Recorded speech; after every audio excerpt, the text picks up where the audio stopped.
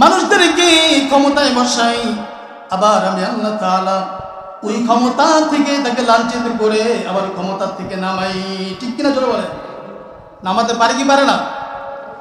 এই জন্য আল্লাহ রাব্বুল আলামিন কোরআনুল কারীমে সূরা আলে ইমরানের 26 নম্বর আয়াত এবং 27 নম্বর আয়াতে একটু অংশ তুলে ধরলেন।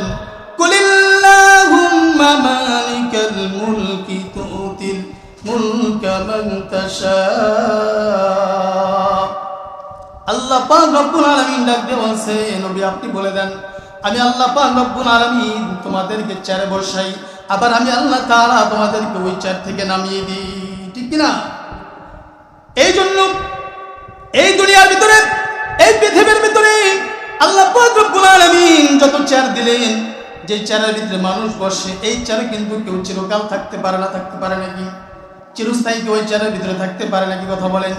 আল্লাহ পাক রব্বুল আলামিন ডাক দিয়ে বলছে, দুনিয়ার মানুষে এই যে আমি চেয়ার দিলাম, এই চেয়ারের ভিতরে নির্দিষ্ট একটা সময় থাকে, ওই সময়ের পরে ওই চেয়ার থেকে তোমার নামতে হয়। আবার এই চেয়ারে বসে যারা লাফালাফি করে, যারা চেয়ারে বসে আল্লাহর কোরআনের, আল্লাহর আইনের বিরুদ্ধে কথা বলে, আল্লাহ পাক রব্বুল আলামিন জানা দিলেন তাদেরকে আল্লাহ তাআলা জোটা পিটা করে এই চেয়ার থেকে আবার নামিয়ে দেয়। ঠিক কিনা জোরে বলি? নামায় কি নামায় না? যেমন ঘুষ, ঠিক কিনা? এর বাস্তব প্রমাণ হচ্ছে ঘুষ। ঠিক কিনা? তাকে জোতা পিটিয়ে চেয়ার থেকে নামায় নাই। সম্মানিত উপস্থিতি, আমি বলতে চাই এই পৃথিবীর ভিতরে যারা সন্ত্রাসী আছে, যারা এই চেয়ারে বসে লাফালাফি করতে চায়, লাফালাফি করে, তোমরা ভুলে যেও না তোমাদের বাপ দাদা যারা আছে তাদেরকেও কিন্তু এই চেয়ার থেকে আল্লাহ রাব্বুল আলামিন জোতা পিটিয়ে চেয়ার থেকে নামিয়েছিল, এই দুনিয়া থেকে বিদায় করেছিল, যেমন নমরুদ। ঠিক কিনা জোরে বলেন? সুতরাং চেয়ারে বসে লাফালাফি করা যাবে? কথা বলেন। এই চেয়ারে বসে লাফালাফি করা যাবে না। আল্লাহ রাব্বুল আলামিন ডাক দিয়ে বলছে, দুনিয়ার মানুষরে আমি আল্লাহ পাক রব্বুল আলামিন যত চেয়ার দিলাম, প্রত্যেকটা চেয়ার চিরস্থায়ী নয়, কিন্তু একটা চেয়ার কেবলমাত্র চিরস্থায়ী। একটা চেয়ারের কোনো পরিবর্তন হয় না। এটা ওই একটা চেয়ার হচ্ছে কার চেয়ার? জোরে বলেন। আল্লাহ রাব্বুল আলামিন ডাক দিয়ে বললেন, ওয়াসিআ কুরসিয়ুহুস সামাওয়াতি ওয়াল আরদ। আমি আল্লাহ পাক রব্বুল আলামিন আসমান জমিনের ভিতরে একটা চেয়ার নাযিল করলাম। একটা চেয়ার আমার কাছে আছে, যে চেয়ারটা কোনো দিন পরিবর্তন হয় না, ওই চেয়ারের ক্ষমতা কোনোদিনও শেষ হয় না, ওই চেয়ার থেকে কোনোদিন আর তার নামতে হয় না। ঠিক কিনা জোরে বলেন? নামতে হয়। কুরসি একটি চেয়ার আছে, ওই চেয়ারটা হচ্ছে আল্লাহ রাব্বুল আলামিনের, ওই চেয়ার থেকে তার কখনো নামতে হয়? এই যে আমি বয়ান করতেছি, একটা নির্দিষ্ট সময় আছে, ঠিক কিনা? এই সময়ের পরে আমার এখান থেকে নামতে হবে, তার মানে আমার ক্ষমতা শেষ এখানেই।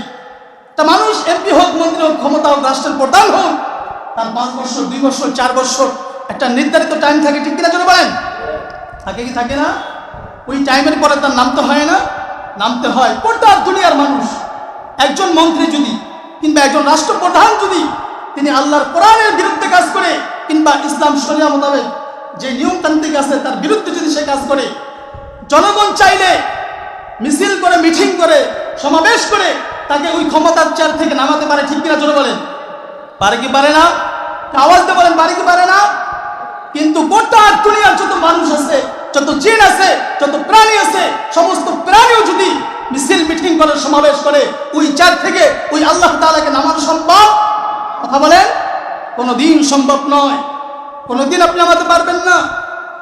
সুতরাং মুসলমান, এই ক্ষমতার চেয়ারে বসে কোনো লাফালাফি করা যাবে? কথা বলেন। তোমার আজকে শক্তি আছে, তোমার আজকে বল আছে, ক্ষমতা আছে, তাই তোমার যা ইচ্ছা তা তুমি করতেছো। তোমার যেভাবে ইচ্ছা তুমি কথা বলো, কার সঙ্গে কিভাবে কথা বলতে হবে এটাও কি তুমি জানো না? এত বড় দণ্ড মূর্খ তুমি হয়ে গেছো। তোমার ক্ষমতা আছে বলেই তুমি আজকে যা মন চায় তা তুমি করতেছো। এই শক্তি, এই ক্ষমতা তোমার চিরকাল থাকবে না। ঠিক কিনা চলে বলে? আজকে দেহে শক্তি আছে, আজকে দেহে বল আছে আমার, এই বল, এই শক্তি চিরকাল কিন্তু আমার থাকবে না। ঠিক কিনা চলে বলেন? সমাজের ভিতরে, মহল্লার ভিতরে দেখবেন কেউ জায়গা কেনে, জমি কেনে, দলিল পর্যন্ত করে ফেলে, করার পরে মানুষ এমন অত্যাচার করে, জুলুম করে, নির্যাতন করে, ওই দলিল করা জমিনটাও তিনি ভক্ষণ করতে পারে না। ঠিক কিনা চলে বলেন? এমন অত্যাচারী, জুলুম, নির্যাতনকারী আছে না নাই? তোমার শক্তি আছে বলে আজকে তোমার যা ইচ্ছা তাই তুমি বলো, যাকে ইচ্ছা তাকে অপমান করো তুমি। এই শক্তি, এই দেহ তোমার চিরকাল থাকবে না। ঠিক কিনা চলো? থাকবে? চিরকাল থাকবে না। সুতরাং কোনো ক্ষমতার বড়াই দেখানো যাবে? আল্লাহ বলছে গোটা দুনিয়া ক্ষমতার চাবিকাঠি হচ্ছে আমি আল্লাহ তাআলার কাছে। আমি আল্লাহ পাক রব্বুল আলামিন চাইলে তোমাকে এই ক্ষমতার চার সম্মানে রাখতে পারি।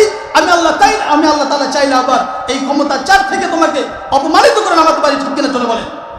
সুতরাং সাবধান হয়ে যান যারা জুলুম করেন, নির্যাতন করেন। আপনি আয়াতকে ফলো করেন, এই আয়াতের দিকে লক্ষ্য করেন আল্লাহ তাআলা কি বলতে চেয়েছে, তাহলে আপনার জীবন পরিবর্তন হয়ে যাবে।